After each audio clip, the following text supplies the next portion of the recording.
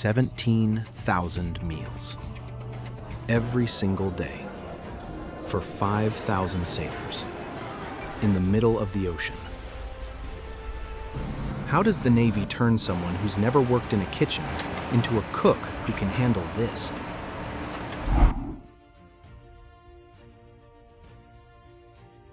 Think about this for a second. On a U.S. Navy aircraft carrier, the galley runs 24 hours a day, 7 days a week. The numbers? 17,000 meals every single day. Breakfast, lunch, dinner, and mid-rats. If you wish to know what mid-rats is, don't forget to check out the video right here at the top. But here's what most people don't know. The Navy doesn't hire experienced chefs. Most culinary specialists have never worked in a restaurant. Some have never cooked a meal in their lives. So how do you turn a complete beginner into someone who can feed thousands? The Navy has 15 weeks. 15 brutal weeks at Fort Gregg Adams, Virginia. And the training?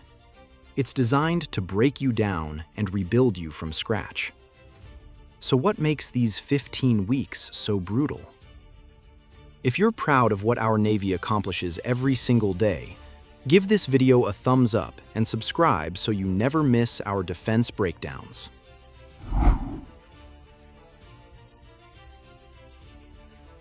After boot camp, future Navy cooks report to the Navy's Culinary Specialist A School. The Navy trains about 3,900 culinary specialists every year. Not all of them make it through. So what happens in week 1? Students walk in expecting to learn how to cook. Instead, they spend the entire week in a classroom. No cooking, no hands-on work. Just lectures and food safety protocols. Why? Because the instructors make one thing clear from day 1. Water is the #1 reason people get sick on ships. Think about it. You're on a carrier 500 miles from land. One outbreak of food poisoning could take down hundreds of sailors. There's no calling in sick. There's no quick trip to the hospital.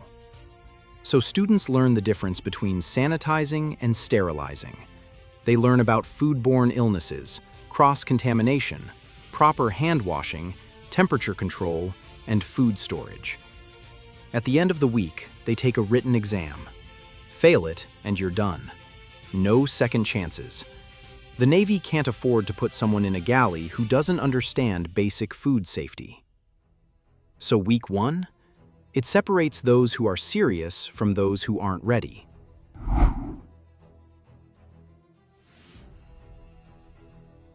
Week 2. Students finally enter the lab kitchen, but before they can touch any equipment, they face the daily uniform inspection. So what are the instructors really looking for? It's not about having fancy creases or parade ground perfection. The focus is on the basics. Is your uniform clean? Is your apron fresh? And, most importantly, is your neckerchief tied correctly? The Navy neckerchief is a tradition, but it's also a test of attention to detail. It should be rolled diagonally and tied with a square knot right at the bottom of the V-neck opening. If it's sloppy, if the knot isn't square, or if you just threw it on, the instructor will spot it instantly. Boots should be clean, not caked with yesterday's kitchen mess. Your apron should be free of stains. If you show up looking like you just rolled out of bed, you're not stepping into the kitchen that day. Why so strict? Because if you can't keep your uniform squared away, how can you be trusted to keep a galley sanitary for 5,000 people? Uniform inspection isn't about looking sharp for the sake of it. It's about building the discipline and attention to detail that keeps a ship and its crew safe and healthy.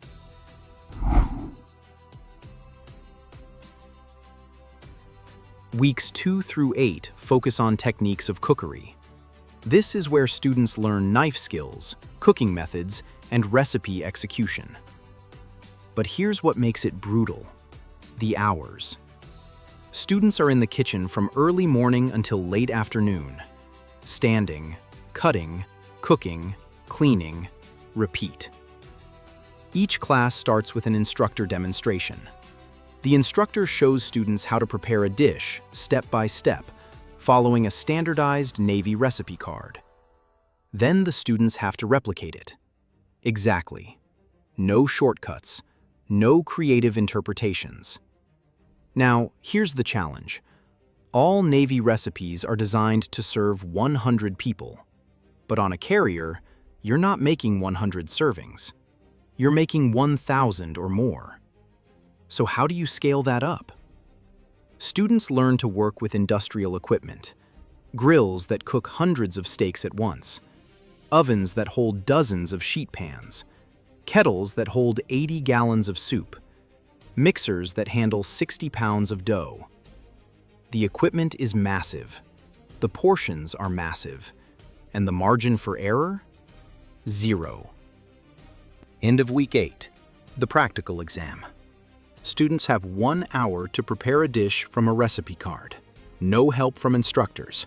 No second chances. The instructors sit in the back of the room, watching silently. They're evaluating everything. Did you follow the recipe? Did you manage your time? Did you maintain food safety? Did you season correctly? Then they taste every dish, and they provide brutally honest feedback. If your meat is undercooked, they'll tell you. If you over-seasoned, they'll tell you. If you didn't drain the grease, they'll tell you. But why is the feedback so harsh? Because on a carrier, there are no do-overs. You can't serve undercooked chicken to 5,000 sailors and say, "My bad, let me try again." So the practical exam isn't about being mean. It's about preparing students for the reality of working in a ship's galley, where mistakes can hospitalize hundreds of people.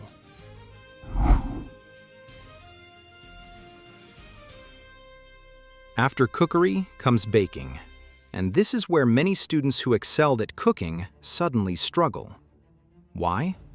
Because baking is chemistry. Measurements must be exact, temperatures must be precise, timing must be perfect. There's no eyeballing it or cooking by feel. Students learn to make bread, rolls, cookies, cakes, and pies. They learn to use massive industrial mixers that handle 60 pounds of dough at once. But here's the question. Why does baking matter so much on a carrier? Because it's about morale. Think about it. You've been at sea for 4 months. You're exhausted. You're homesick. Then you walk into the galley and smell fresh-baked cookies. Or it's your birthday and the bakers made you a cake. That's not just food. That's a reminder of home. The instructors say baking is therapy. It helps with stress. And on a deployment, keeping morale high isn't just nice, it's mission critical. On a carrier, bakers make over 900 loaves of bread every single day. That's the scale these students are training for.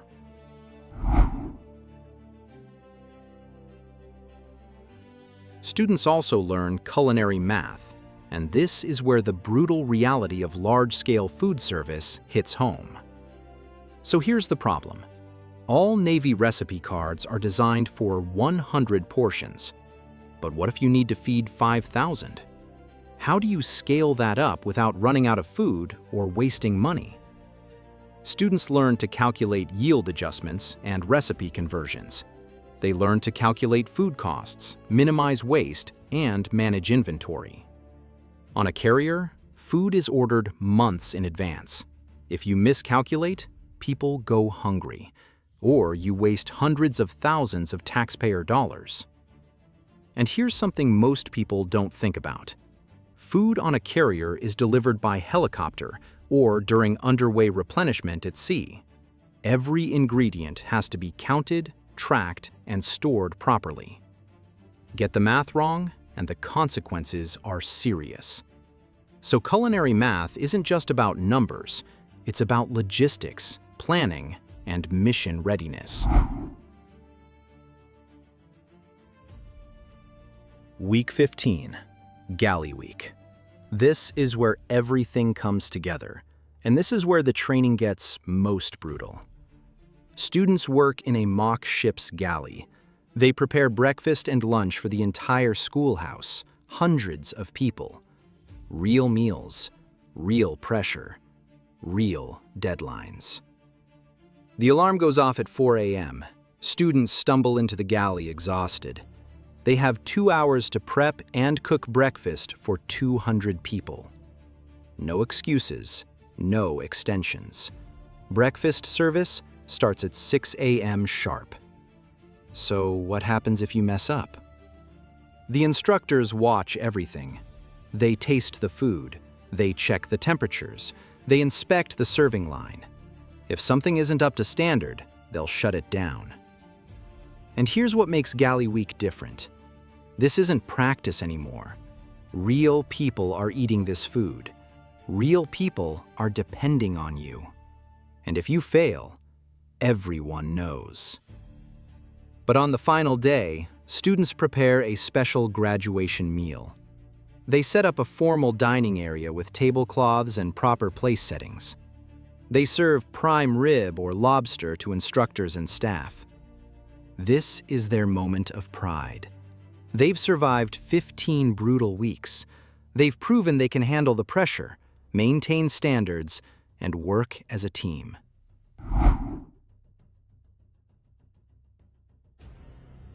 After graduation, culinary specialists receive their orders. Some go to aircraft carriers. Some go to destroyers or submarines. Some go to shore facilities. So what's life like on a carrier? On a Nimitz-class carrier, there are about 93 culinary specialists. They work in 5 different galleys spread throughout the ship. They operate 24 hours a day. On a typical day, the galley serves 17,000 meals. That includes 1,600 pounds of chicken, 160 gallons of milk, 30 cases of cereal, 350 pounds of lettuce, and 20,000 cups of coffee every single day. The galley staff works 12 to 16-hour shifts. The breakfast crew wakes up as early as 3 a.m. to start prep work. They cook eggs, bacon, sausage, pancakes, and French toast for thousands of sailors.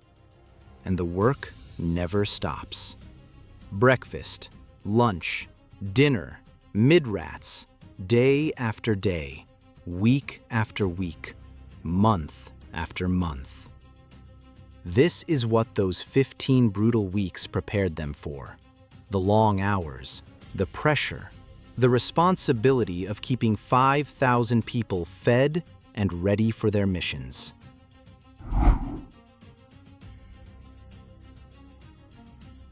So here's a question most people never think about.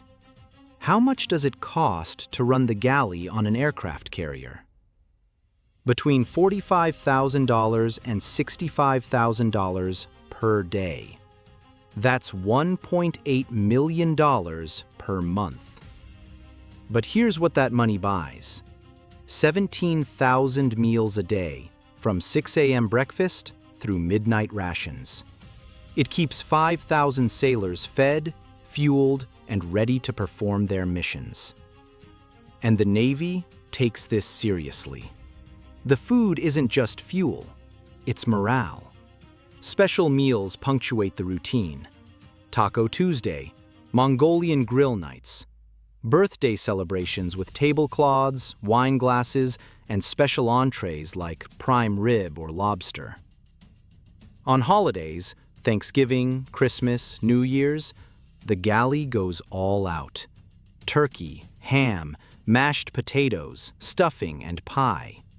The night crew gets the same holiday meal as everyone else. And then there's the captain's cabin, where a personal chef prepares fresh meals from whatever ingredients are available on the ship. It's the finest dining aboard the carrier. But whether you're cooking for the captain or serving mid-rats to the night crew, the standards are the same. The discipline is the same. And it all traces back to those 15 brutal weeks of training. If this video opened your eyes to what Navy cooks go through, hit the super thanks button below to help us keep making these deep dives into naval operations. Appreciate you. Navy culinary specialists aren't just cooks. They're the backbone of morale and mission readiness at sea. On a carrier, food is more than fuel. It's comfort, it's home, and it's what keeps 5,000 sailors going. And next time you eat, remember, somewhere out there, a Navy cook is serving 17,000 meals a day because they made it through 15 brutal weeks of training. Thanks for watching. We'll see you in the next one.